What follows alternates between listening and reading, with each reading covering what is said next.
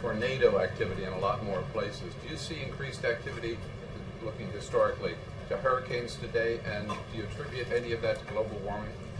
Well, I'm not a meteorologist, I'm not a climate scientist, and hurricanes are cyclic.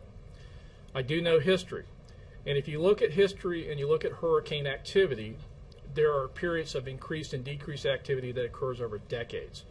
Throughout the 60s, 70s, early 80s, up until about 95, the Atlantic was actually in a period of below average activity, even though you had significant storms like Andrew, Frederick, and David. Beginning about 1995, we saw an uptick in activity that has been sustained, and about the only variation is whether or not we've had El Niños or La Niñas, depending upon that for a factor. But you look back for the amount of information we have going back to the 1850s, you'll see a cycle, and it's over decades, of increased activity and decreased activity. And so that cycle's been there. As far as anything driving that, I really defer to climate scientists, but the reality is, the history says we've had this period of activity, we've had period of quiet, we've had period of activity, had period of quiet. And so what we've seen is not what we've seen this in history before.